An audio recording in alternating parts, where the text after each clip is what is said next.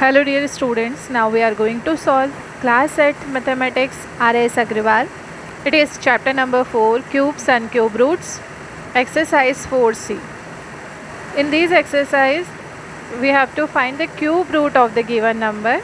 I am going to solve some questions for you. The first question is, find the cube root of 64.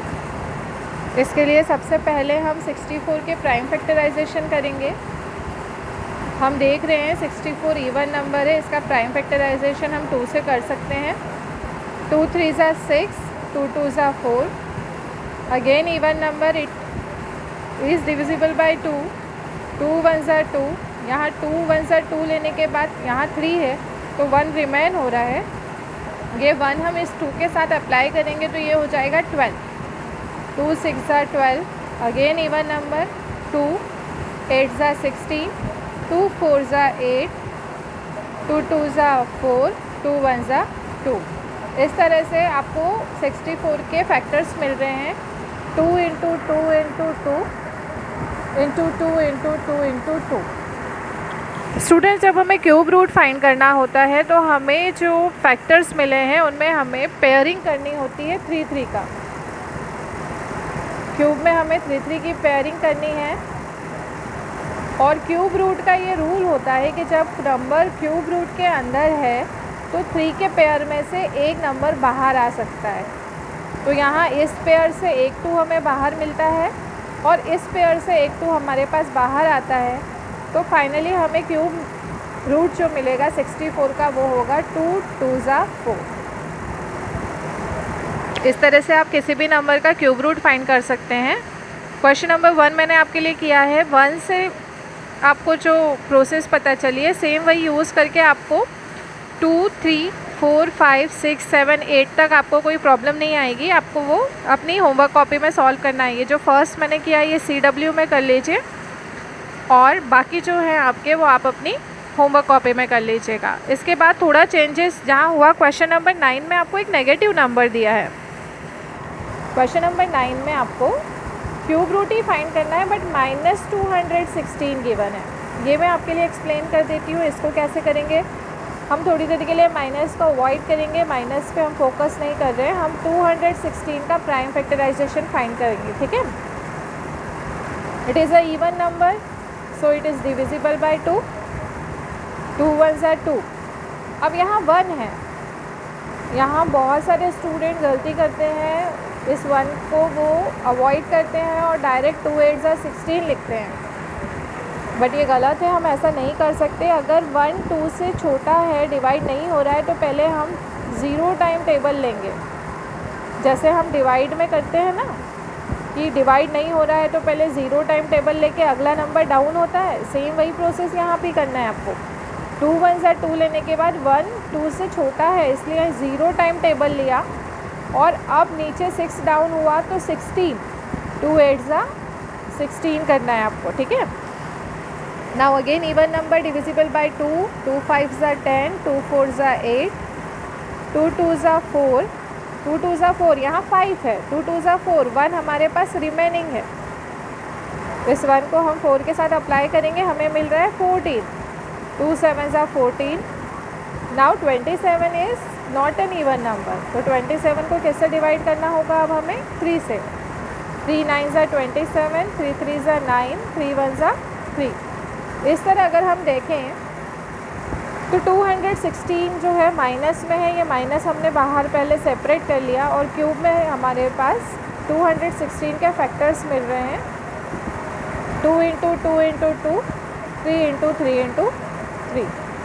यहाँ पे फिर से हमने cube है इसलिए 3 3 का पेयरिंग करेंगे. इस पेयर से एक 2 हमें मिला, इस पेयर से एक 3 हमें मिला. ये क्यूब रूट साइन अब हट जाएगा हमारे पास. अब हमारे पास है -2 इंटू 3 तो हमारा आंसर होगा 2 3 ज़ा 6 और minus it means -6. I hope आपको क्वेश्चन नंबर 9 अच्छे से समझ में आ रहा है. इसमें कंफ्यूज होने वाली कोई बात नहीं है. माइनस को हम लास्ट तक सेपरेट करके चलेंगे, आंसर में भी माइनस अप्लाई कर देंगे. बाकी प्रोसेस वैसी ही है जैसी हमने क्वेश्चन नंबर 1 में की है. आई होप आपको क्लियर है ये. अब इसके बाद 9 के बाद आप अगर 10 और 11 देखेंगे वो भी कुछ इस तरह से है। तो 9 आप अपनी CW में कीजिए और 10 और 11 आप अपनी SW में कर लीजिएगा। अब इसके बाद में थोड़ा सा और चेंज हुआ है क्वेश्चन नंबर 12 में। अब मैं आपके लिए ले रही हूँ क्वेश्चन नंबर 12। क्वेश्चन नंबर 12 है cube root of 27/64।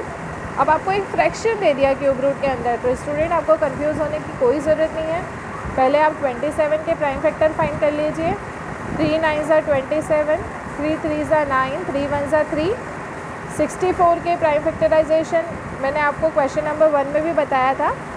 2 3s are 6, 2 2s are 4, 2 1s are 2, 2 6s are 12, 2 8s are 16, 2 4s are 8, 2 2s are 4, 2 1s are 2। इस तरह से आपको 27 और 64 के क्यूब रूट में 27 ऊपर है तो उसके फैक्टर्स हम न्यूमरेटर में लिखेंगे, डिवाइड का साइन लगाएंगे, और 64 के जो फैक्टर्स हैं वो डिनोमिनेटर में लिखेंगे।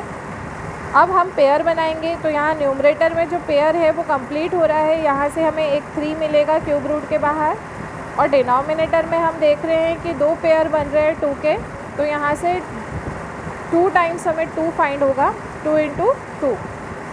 तो हमारा फाइनल क्यूब रूट का आंसर होगा न्यूमरेटर में 3 एज इट इज़ और डिनोमिनेटर में 2 2s are 4। इस तरह से क्यूब रूट ऑफ 27/64 क्या मिलेगा हमें, 3/4। ओके, आई होप आपको ये एक्सप्लेनेशन समझ में आ रहा है। इस तरह से अब आपको कंप्लीट करना है अपने क्वेश्चन नंबर 12 के बाद जब आप देखेंगे तो आपको 13, 14, 15 उसी तरह से मिलेंगे कुछ। इसके बाद मैं आपके लिए सॉल्व कर रही हूँ क्वेश्चन नंबर 16। क्वेश्चन नंबर 16 में हमें क्यूब रूट दिया है, यहाँ पे हमें अब मल्टीप्लाई में 2 नंबर्स दे दिए, तो हमें सेम वही प्रोसेस फॉलो करनी है स्टूडेंट्स। पहले 64 का प्राइम फैक्टराइजेशन फाइंड करेंगे, 729 का प्राइम फैक्टराइजेशन फाइंड करेंगे, ठीक है। यहाँ 3 से स्टार्ट किया। 64 का तो मैं 2 बार कर चुकी हूँ, क्वेश्चन नंबर 1 में भी किया है, क्वेश्चन नंबर 12 में भी किया है, वहाँ से आपको एक्सप्लेनेशन मिल गया है। यहाँ 729 का किस तरह से कर रहे हैं हम। 3 2s are 6, 1 रिमेन, ये हुआ हमारे पास 12, 3 4s are 12, 3 3s are 9, 3 8s are 24, 3 1s are 3, 3 2s are 6, 7 8, 2 हमारे पास रिमेन है, ये 1 के साथ अप्लाई होगा। 3 7s are 21, 3 9s are 27, 3 3s are 9 and 3 1s are 3। अभी जो प्राइम फैक्टराइजेशन मिले हैं क्यूब रूट के साथ, हमें ये पहले 64 के प्राइम फैक्टराइजेशन लिख लीजिए, फिर आप 729 के प्राइम फैक्टर्स लिख लीजिए। अब हम पेयरिंग कर लेते हैं। यहाँ पे हमने 3 3 का पेयर किया है, आप देख रहे हैं 3 3 के पेयर में यहाँ से हमें एक 2 मिल रहा है, एक 2 हमें यहाँ से मिलेगा, इस पेयर से एक 3 और इस पेयर से एक 3। इस तरह से फाइनली हमें मिलेगा 2 2s are 4, 3 3s are 9, और फाइनल इसका क्यूब रूट होगा 4 9s are 36। आप ये पूरा एक्सप्लेनेशन एक बार फिर से देख लीजिए। आई होप आपको सारी चीज़ें क्लियर है। तो मैंने आपको इस एक्सरसाइज के जितने भी टाइप्स थे क्वेश्चन के, वो सारे टाइप एक्सप्लेन किए हैं। अब यहाँ पे मैं